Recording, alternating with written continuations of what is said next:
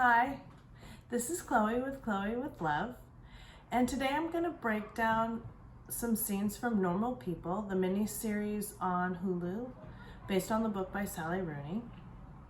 It's an excellent example of childhood scripting. Now, childhood scripting basically refers to the stories that we tell ourselves from ages 0 to 12 to make sense of our lives. Most of these stories are made up of survival conclusions and coping mechanisms, and we think they're existential truths, but in fact they only apply to that period of time in life. And when we try to use those same scripts when we go forward in life, they often become destructive. And that's exactly what happens with Marianne. So as a child, it's mentioned that she grew up without a father, but when her father was there, he beat her mother. Now that her father's gone, her mother works all the time, and her brother is abusive to her. He's supposed to drive her to school, and he makes her get out and walk to school in the rain.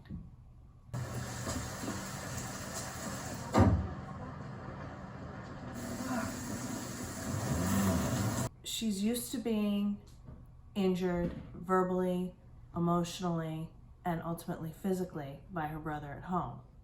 And when she gets to school, that sets her up for being bullied. That's what's familiar to her. And because of the repetition compulsion in humans, she fits into that role very easily. And even though it's not a happy role, it's a comforting role because it's familiar. What happened to you this morning, Marianne?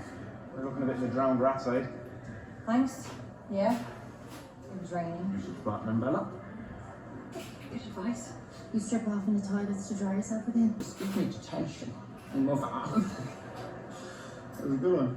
Glad you enjoyed it. Shit you get away with because you're smart. Understand you're at a disadvantage there, Rob. She gets to school, her teacher gives her a little bit of shit, then the other students give her a little bit of shit. So it's basically replicating the unpleasantness that she has at home. As she gets older and she goes to college, she does achieve some degree of happiness, but at the same time, in her most intimate relationships, she continues to seek out pain.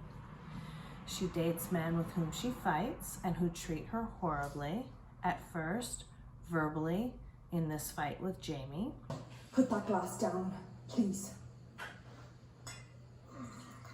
You want me to put it in? Okay. Jamie. Yeah, okay. Put it in. Watch. You're fucking mental. You need help because you are fucking deranged. And then later, she seeks out masochistic partners or sadomasochistic partners, partners that will hurt her physically in addition to hurting her emotionally. Finally, when she does end up back with her childhood love, Connell, and they're hooking up for the first time in a long time, she's so happy. But in the midst of that, she asks him if he will hit her. Will you hit me?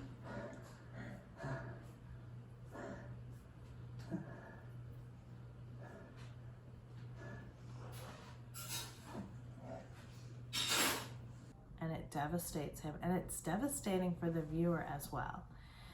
A lot of the people I was watching it with didn't understand, why does she ask for that? Why does she need him to hit her? He's the one who's always been nice to her, or who's mostly been nice to her. And the answer to that is the repetition compulsion again.